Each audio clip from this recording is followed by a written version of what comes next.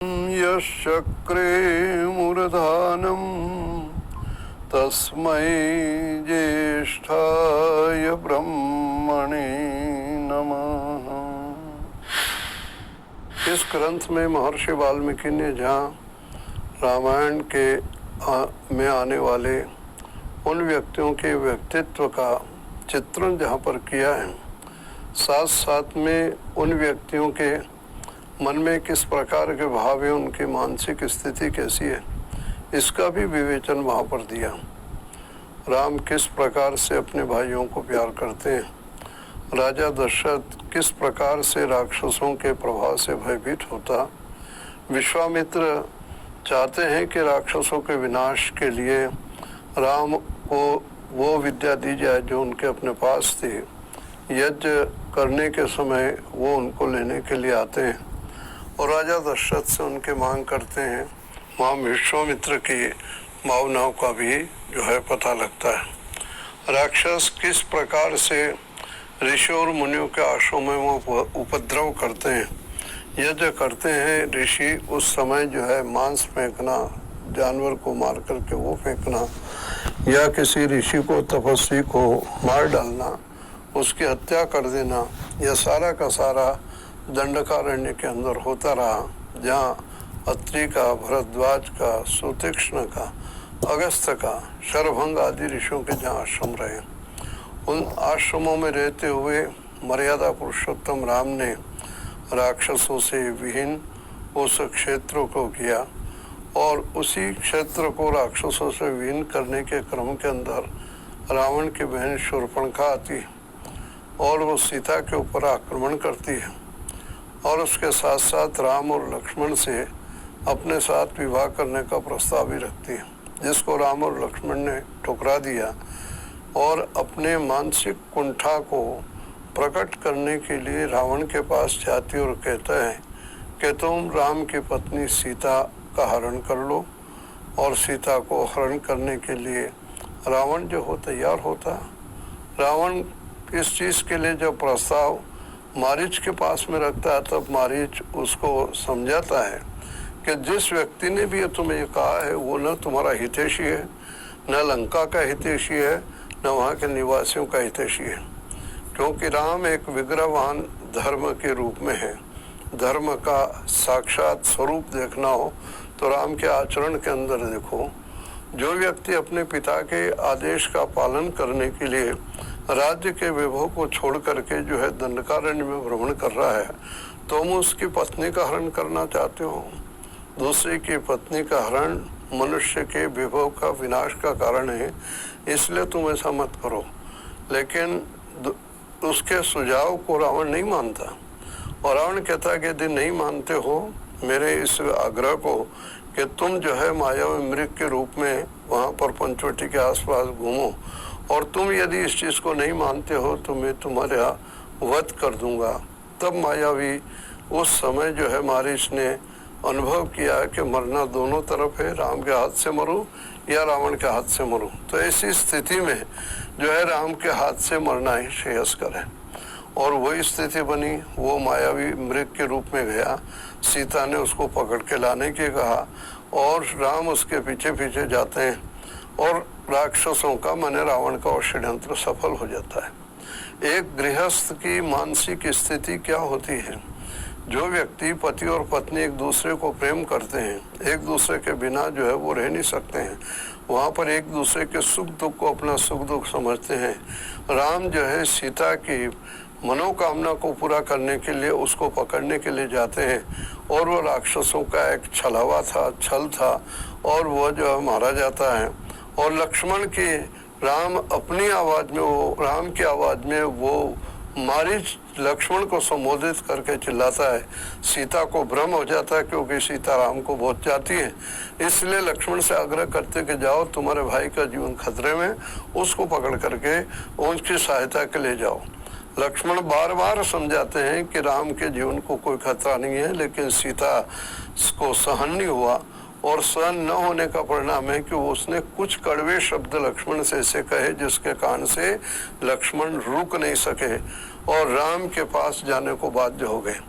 और राम के पास जाने को बाध्य हो गए। इधर सीता को अकेला देखकर रावण अपने षड्यंत्र में सफल हो गया।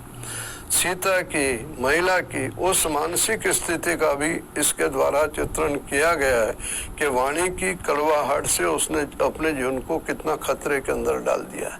इसलिए विवाह संस्कार के अंदर मधुपर का जो विधान किया गया है, वर वधू को यही संदेश दिया जाता है कि भाई आपका पारिवारिक जीवन है, व्यक्तिगत जीवन नहीं है। आप अपनी वाणी में थोड़ा संतुलन रखना, सोच समझ करके बोलना, जिससे कि परिवार में कोई कष्ट ना आए, समाज में भी और संतान को भी कोई परेशानी नहीं हो। लेकिन सीता की मन की अपनी कमजोरी थी। वह राम के बिना अपने जीवन को सोचती कि मैं कैसे जीवन बिताऊंगी, और राम के जीवन को कोई खतरा उसको लगा ऐसा।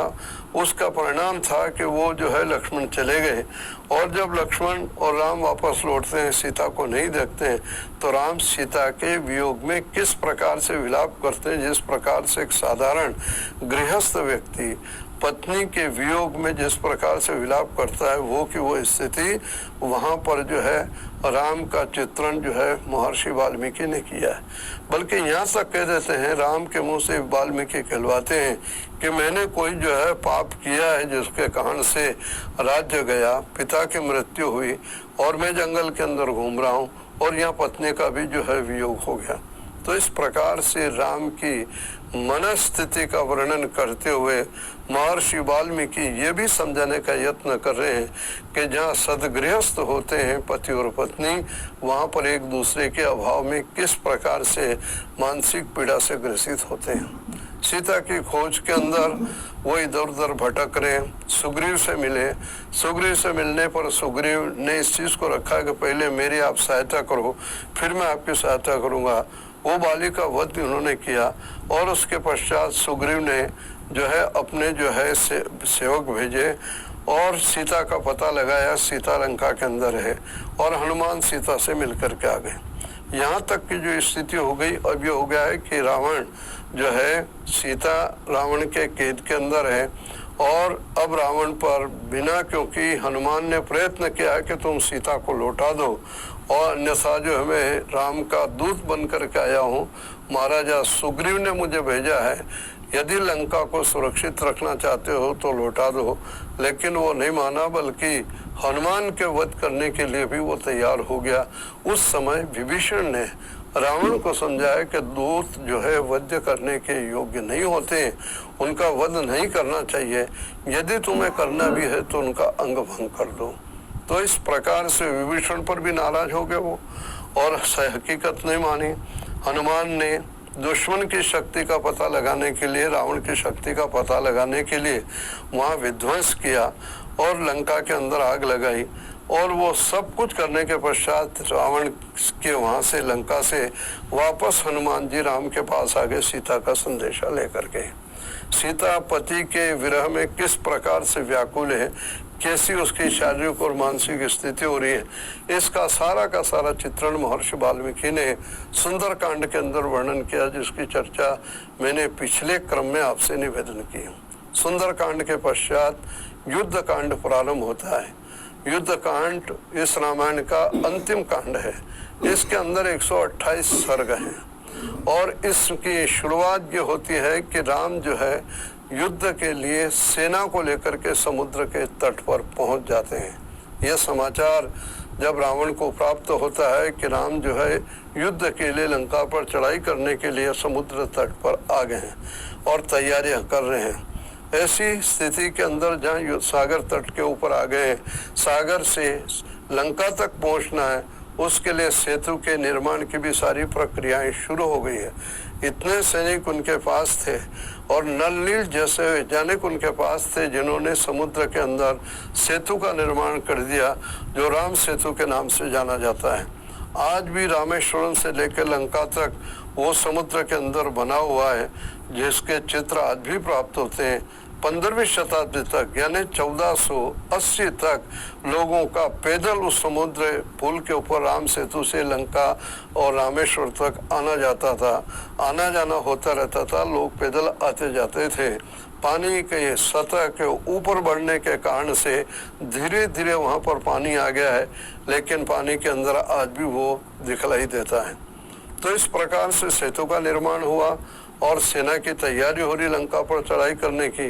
ऐसी परिस्थिति के अंदर रावण ने मंत्रिमंडल के सदस्यों को, अपने हितैषियों को, सबको आमंत्रित किया और इस चीज को कहा कि अब अपने को क्या करना चाहिए, राम के साथ युद्ध करना चाहिए या नहीं करना चाहिए, या सीता को लौटा देना चाहिए या नहीं लौटाना चाहिए। इस पर राक्षस सारे के सारे इस बात की सहमति दे रहे थे, विचार दे रहे थे कि अपने को युद्ध करना चाहिए और जो है लंका की रक्षा करनी चाहिए, सीता को नहीं लौटाना चाहिए। इस प्रकार की अलग अलग जो चीजें वहां पर राक्षस लोग जब कह रहे थे, इन राक्षसों के विपरीत विभीषण ने इस प्रकार के विचार रखे हैं कि दूसरे की जो है पत्नी को रखना शास्त्र विरुद्ध है, यह विनाश का कारण हो सकता है, इसलिए जो है आप सीता को लौटा दो और लंका को बचा लो। विभीषण का राक्षसों की सम्मति के विपरीत इस प्रकार के विचार को देना रावण को अच्छा नहीं लगा और रावण इस बात को सोचने लगा कि जो है तुम मेरा विरोधी हो, मेरे काम में बाधा डाल रहे हो। उसने विभीषण का बड़ा अपमान किया और उसको वहां से जो अपमानित करके निकाल दिया। विभीषण ने रावण के हित वाली बात कही थी, लेकिन रावण को वो बात अच्छी नहीं लगी।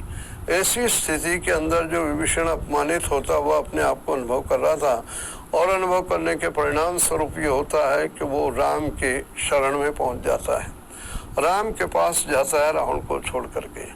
वहाँ राम की सेना में वानरों को संदेह होता है कि विभीषण का जो है ये रावण का भेजा हुआ जो कोई गुप्तचर है, यहाँ की सारी परिस्थितियों को देखने के लिए और हमारी सेना की शक्ति को जांचने के लिए ये यहाँ पर आया हुआ है।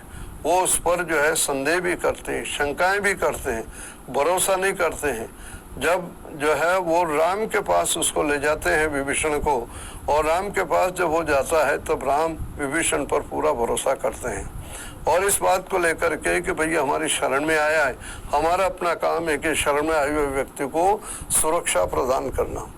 तो सुरक्षा प्रदान की उसने सारी जो लंका की स्थिति के बारे में और रावण की मन स्थिति के बारे में जब विभीषण ने बतलाया, तब जो है राम को विश्वास हो गया कि नहीं, यह जो है मेरे पास वहाँ की खबर देने नहीं, मेरा सहयोगी बन करके आया है। इसलिए वहाँ पर राम ने विभीषण का राज्याभिषेक कर दिया और इस बात की घोषणा की कि तुम लंका के जो है अधिपति रहोगे और लंका के जो है राज्य का शासन तुम संभालोगे। तो इस प्रकार से विभीषण राम के साथ में जुड़ गए और राम विभीषण के जुड़ने के परिणाम स्वरूप ये हुआ, विभीषण लंका की जो भी स्थिति थी, चाहे वो सेना की हो, सैनिकों की हो या राजमहलों की स्थिति हो, उसके बारे में वो सारा का सारा जो है अवगत कराने में राम का एक सहयोगी के रूप में जो वो सिद्ध हुआ। तो विभीषण राम के पास में पहुंच जाते हैं और राम उसको जो है वो स्वीकार कर लेते हैं। राम के जहाँ अनेक विशेषण आते को माता और पिता के बड़े आज्ञाकारी हैं, वो अपने भाइयों को बहुत प्यार करते हैं, वेदों के बहुत विद्वान हैं, वो प्रजा के बहुत सारे प्रिय हैं। इसी प्रकार से एक पत्नी व्रती हैं। जहाँ पर इन चीज़ों को शूरवीर के रूप में उनका जो वर्णन आता है, वहाँ एक विशेषण राम का यह भी आता है कि राम जो है वो शरणागत वत्सल है। जिसने भी राम की शरण ली है उसको उन्होंने स्नेह दिया है, अपनापन दिया है, प्यार दिया है, उस पर पूरा भरोसा किया है और उसी भरोसे का परिणाम था कि विभीषण पर उन्होंने पूरा का पूरा भरोसा कर लिया और विभीषण का राम से मिलना लंका पर विजय करने का एक बहुत बड़ा सहायक कारण हो गया है, क्योंकि वहाँ की सारी परिस्थिति को विभीषण अच्छी तरह से जानता है और जो हो राम को अवगत कराता रहता है। राम को लंका विजय करने के अंदर कोई कठिनाई नहीं रहेगी। ये स्थिति जो इस प्रकार से रही है, तो रावण कि वहाँ से बल इत्यादि की वो सारी जानकारी देता रहा। रावण दुराग्रह के कारण से जब इस चीज़ को वो नहीं मानता कि भाई मुझे तो युद्ध करना ही है, उसको अपने बल के ऊपर, सेना के ऊपर, सैनिकों के ऊपर और उसको शस्त्र अस्त्र के ऊपर बड़ा अहंकार था कि मुझे कोई हरा नहीं सकता है, क्योंकि युद्ध में आज तक वो अनेक लोगों को परास्त करता रहा है और सफलता प्राप्त करता रहा है। उसके पास जो है इंद्रजीत जैसा पुत्र जो बड़ा शक्तिशाली और ताकतवर है, वो अनेक मायावी व्यक्ति उनके पास में है, तो उसको ये था कि भाई मैं किसी प्रकार से राम से क्या हारूंगा। अपने घर के अंदर मैंने अपने यहाँ लंका के अंदर वो बाहर से आने वाले लोग आक्रमण करके मुझे हरा देंगे, ऐसी बात संभावना नहीं है, इसलिए मैं हारूंगा नहीं। ये उसको अति विश्वास था। व्यक्ति को अपनी ताकत के ऊपर अपने बल से ज़्यादा न सोचना चाहिए, क्योंकि यदि अपने से ज़्यादा सोचता है तो वहाँ पर जो है वही स्थिति होती है कि वह जो है वहाँ धोखा खा जाता है। इसलिए मानसिक पापों के अंदर एक ये भी जो है बतलाया गया है कि जहाँ पर वितथा जो है वितथा माने असत्य जो है बात को मान लेना, मन में जितना हमारे पास है उससे ज़्यादा हम मन से मान लेते हैं, परिणाम होता है कि हम अपने कार्य से विचलित हो जाते हैं और हमारे पतन का सबसे बड़ा भारी कारण होता है। हम जितने हैं, जैसे हैं, जितनी शक्ति हमारे पास है उसको यथार्थ रूप से उतना ही मानना और स्वीकार करने वाला व्यक्ति आगे बढ़ता है, और उससे अधिक अपने आप को मानता है और धोखा खा लेता। कम मानता है वो भी जो सफल नहीं हो पाता। तो रावण की स्थिति यही है कि अपने साथियों को, राक्षसों को और सेनापतियों को, मंत्रियों को देखकर सोचता है कि मेरे पर राम कैसे विजय प्राप्त कर सकेंगे, यह संभव ही नहीं है। इसलिए वो इस चीज़ के रहा और वो मना जो है संधि करने में, मने राम के साथ संधि कर ले, युद्ध न करके वो इस चीज़ के लिए तैयार वो नहीं हुआ। और परिणाम ये हुआ है कि एक प्रकार से युद्ध की तैयारियां प्रारंभ हो गई, युद्ध अवश्यंभावी हो गया है। युद्ध के द्वारा दोनों पक्षों के व्यक्तियों का विनाश ही होता है, उसके अंदर कुछ उपलब्धि नहीं होती। ऐसी जो स्थिति होती है, इसलिए युद्ध से जहाँ तक हो सके व्यक्ति को बचना चाहिए, और बचाने वाले व्यक्ति बड़े हितैषी होते हैं और उकसाने वाले लोग बहुत ज़्यादा जो है वो दिखाने को तो उसको लगता है कि मेरे बड़े प्रिय हैं, लेकिन उस व्यक्ति को विनाश के कगार में जो है वो ले जाने का यत्न करते हैं। और वो की वो स्थिति रावण के इर्द गिर्द जितने लोग थे उन लोगों ने वही विचारधारा रखी, और रावण इस बात के लिए तैयार हो गया कि मुझे तो लड़ाई लड़नी ही चाहिए, युद्ध करना ही चाहिए, मुझे सीता को लौटाना नहीं चाहिए। ये उसके मंत्रिमंडल और ये उन लोगों ने उसको जो सलाह दी उसके लिए वो बाध्य हो गया। जब वहाँ पर तैयारी करने लगा इस चीज़ को लेकर के कि मुझे लड़ाई लड़नी चाहिए, तो उसका एक और भाई था कुंभकर्ण। कुंभकर्ण से वह सलाह लेने के लिए गया।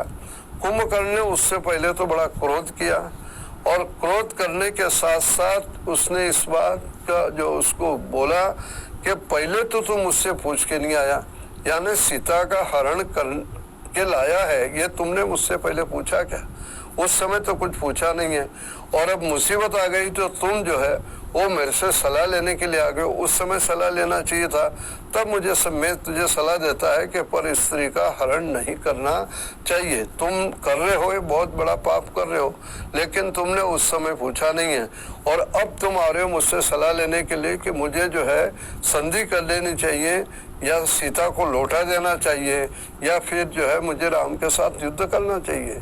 तो इस प्रकार से उसने अपने मन की जो है उग्रता को प्रदर्शित किया और उसको बतलाया। और उसके बाद में इस बात को जो कुंभकर्ण ने कहा कि ठीक है, अब युद्ध की स्थिति आ गई है और तू युद्ध भी करना चाहता है, तो मैं तेरा भाई हूँ, भाई होने के कारण से मैं तुम्हारा साथ दूंगा। तो कुंभकर्ण ने रावण का साथ देने का वचन रावण को दे दिया कि मैं तेरा जो है वो साथ दूंगा। जब कुंभकर्ण के सुझाव को रावण ने सोचा तो लड़ने की और उसके अंदर हिम्मत आ गई कि चलो, विभीषण चला गया राम की सेना के अंदर, राम के वहाँ चला गया, लेकिन कम से कम कुंभकर्ण तो मेरा अपना साथ देगा, और साथ इसीलिए देगा कि भाई है। होना तो ये चाहिए था कि भाई गलत कार्य करता है तो भाई को साथ नहीं देना चाहिए, ये नहीं कि भाई सही करे गलत करे तो भाई भाई का साथ दे। ये भी तो शास्त्र की परंपरा या जो है वो आदर्श परंपरा नहीं है। भाई गलत यदि कोई कार्य कर रहा है तो भाई को चाहिए है कि भाई उसको रोके, और अच्छा कार्य कर रहा है तो उसका अपना साथ देवे। लेकिन यह परंपरा जो है, यह आदर्श तो विभीषण ने निभाया, और यह आदर्श कुंभकर्ण ने नहीं निभाया। भाई तुम हो, भाई हो, इसलिए मैं तुम्हारा साथ दूंगा। तो ये एक उसने जो है रावण को गलत रास्ते पर धकेलने का जो कार्य किया कि भाई रावण जो है युद्ध के लिए तैयार हो जाए। रावण युद्ध के लिए तैयार हो, ऐसी स्थिति और अधिक जो है भयानक बनाने में अपनी गलत हरकतों से वो बाज नहीं आ रहा है और किसी प्रकार से उसकी इच्छा थी कि सीता मुझे स्वीकार कर ले और मेरा वरण कर ले। ऐसी स्थिति के अंदर मायावी व्यक्ति से, क्योंकि मायावी लोग इस प्रकार के मायावी कृत्यों को जानते थे, मायावी से कहा कि तुम एक काम करो कि जो है एक नकली राम का जो है सिर बनाओ और एक नकली जो है धनुष राम का बनाओ और ऐसा लगे कि बिल्कुल ये असली है। तो असली राम का सिर और असली राम का धनुष ये लेकर के जो है सीता के पास जाएंगे और सीता को डराने का यत्न करेंगे कि राम तो मर गया, उसका ये सिर है, राम का ये धनुष है, देखो धनुष हमने तोड़ डाला है। तो इस प्रकार से राम के नकली सिर और धनुष को जिस समय सीता को दिखाया जाएगा तो सीता वास्तव में भयभीत हो जाएगी, घबरा जाएगी और ये सोचेगी कि भाई राम मर गए, अब राम नहीं रहे। तो हो सकता है कि सीता जो मुझे मैंने रावण को वरण कर ले, स्वीकार कर ले। ये रावण के मन का पाप था, रावण के मन का कुविचार था, जिसके कारण से जो उसने इस प्रकार का षड्यंत्र एक मायावी राक्षस से कह करके जो है उसका नकली सिर और राम का जो धनुष है उसका नकली धनुष बनाने के लिए उससे आग्रह किया। उसने बनाया और सीता के पास रावण पहले पहुंच गया और पहले पहुंचने के बाद वो नकली सिर और वो लेकर के आता है और सीता को दिखाया जाता है कि देखो राम जो मर चुका है और उसका धनुष भी टूट गया है, अब तुम्हारे पास मेरे को स्वीकार करने के अलावा और कोई दूसरा रास्ता नहीं है, इसलिए ऐसा करो कि तुम मुझे पति के रूप में स्वीकार कर लो और मेरी पत्नी बन करके जो है सुख सुविधाओं को, लंका के ऐश्वर्य को भोगो, तुम सर्वोपरि रहोगी, सब रानियों में तुम जो है वो बड़ी रहोगी। इस प्रकार से क्यों अपने जो है शरीर को जो है वो कमजोर कर रही हो, शरीर को बेकार कर रही हो, रो रही हो, दुखी हो रही हो, अब राम भी नहीं रहा है तो किसके लिए तुम कर रही हो। इस प्रकार से उसने सीता को भ्रमित करने का यत्न किया। सीता जो है वो भ्रमित होती होती जो है वो रोने लगी, वो हाय तौबा करने लगी और सोचने लगी कि राम जो है वो नहीं रहे, दुनिया के अंदर समाप्त हो गए, अब मेरा क्या होगा। जब इस प्रकार से बहुत व्याकुल हो गई, उस समय त्रिजटा नाम की राक्षसी वहां पर थी और इतना ही नहीं, जिस समय सीता के पास ये लाया गया तो त्रिजटा तो थी, साथ में विभीषण की पत्नी भी वहां पर उपस्थित थी। विभीषण की पत्नी राक्षसों के इस मायावी कृत्य को जानती थी, तो विभीषण की पत्नी ने सीता को यो स्मरण कराया और सीता को सावधान किया कि तुम्हें दुखी नहीं होना चाहिए, ये राम का असली सिर नहीं है, ये तेरे को धोखे देने के लिए राक्षसों की एक चाल है। असली राम जीवित है, राम को कौन मार सकता है, राम बिल्कुल सुरक्षित है। ये तो इन राक्षसों ने एक मायावी चाल की, जिस मायावी चाल के कारण से तेरे को भ्रमित करने का यत्न कर रहा है। तो इस प्रकार से ये रावण ये कर रहा है, तुम इनके झांसे में मत आओ ताकि तुम अपने जो है व्रत पर, निश्चय पर, अपनी दृढ़ता के ऊपर मजबूती रखो। अब बहुत समय कम रह गया है, निश्चित रूप से राम आएंगे और जो है रावण पर विजय प्राप्त करके, लंका पर विजय प्राप्त करके तुमको यहाँ से ले जाएंगे, सुरक्षित रहेंगे, तुम्हें अपना जीवन सुरक्षित रखना है। इस प्रकार से विभीषण की पत्नी ने सीता के भ्रम को दूर करते हुए उसको हिम्मत बंधाई ताकि सीता जो है वो रास्ते से न भटक जाए, दुखी न होए और कोई जो है अन्यथा किसी कृत्य को न कर डाले। राक्षसों के मायावी कृत्यों से विभीषण की पत्नी ने सीता को सावधान किया। उसके बाद रावण इसके जब इसमें भी नहीं आया, तब रावण का मामा था माल्यवान, और माल्यवान बहुत अनुभवी, सूझबूझ वाले, बड़ी उम्र के बुजुर्ग व्यक्ति थे। जब वो रावण से मिले, उन्होंने रावण से इस बात को कहा कि लंका को विनाश के रास्ते पर क्यों ले जा रहे हो, तुम अपना भी विनाश करोगे, लंका के विनाश के रास्ते पर तुम ले जा रहे हो और लंका के निवासी भी खतरे में पड़ जाएंगे। इसलिए मेरा तो यही सुझाव है कि तुम जो है सीता को लौटा दो और राम के साथ संधि कर लो। परिवार का एक बुजुर्ग व्यक्ति जो रिश्ते में उसका अपना एक मामा लगता है और वो रावण को समझा रहा है कि तुम राम के साथ संधि कर लो और युद्ध टल जाए।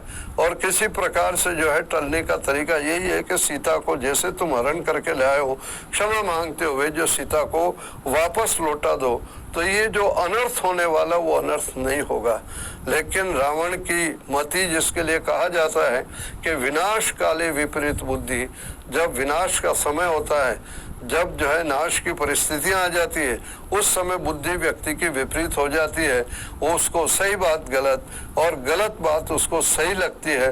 तो जो राक्षस उसको गलत सलाह दे रहे थे वो उसको सही लग रही है, और उसका अपना मामा इस चीज के रोक रहा है, तो वो भी उसको जो है गलत लग रहा है। और अपने मामा की उसने माल्यवान के उस सलाह को भी स्वीकार नहीं किया है। जिस प्रकार से विभीषण की सलाह को उसने स्वीकार नहीं किया है, वहां पर उसने इसी प्रकार से जो है माल्यवान की सलाह को भी वो स्वीकार नहीं करता है, और युद्ध के लिए जो वो दृढ़ रहता है। इस प्रकार से अनेक व्यक्तियों के द्वारा संधि करने का प्रस्ताव जो रखा गया है, जहां पर अंगद भी जाते हैं दूत बन करके, और अंतिम यह प्रयास होता है इस चीज को लेकर के रावण के सभा में कि भाई राम के दूत बनकर के अंगद आते हैं, अपना पैर बड़ी दृढ़ता के साथ रखते हैं, और रावण से इस बात का आग्रह कर लेते हैं कि भाई तुम जो है ये युद्ध करने की जो तुम्हारी जो है इच्छा है, उस युद्ध करने की जिद को, दुराग्रह को छोड़ दो और सीता को राम को लौटा दो, तुम्हारी लंका बची रहेगी।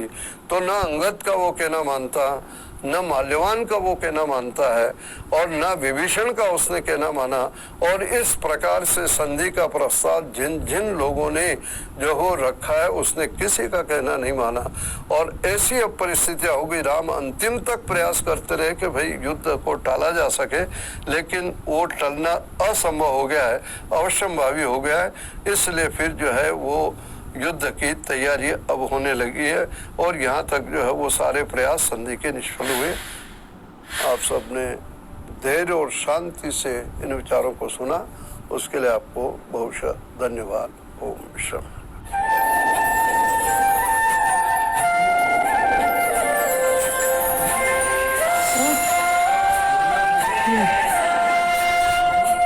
ईश्वरीय ज्ञान वेद को यज्ञ की ज्योति के साथ सारे विश्व में प्रकाशमान करने हेतु महर्षि दयानंद सरस्वती जी के बताए गए सत्य मार्ग पर चलते रहने का संकल्प हम उनकी 200वीं जयंती पर व्यक्त करते हुए प्रतीक चिन्ह का अभिनंदन करते हैं। अध्यात्म पथ मासिक पत्रिका के तत्वावधान में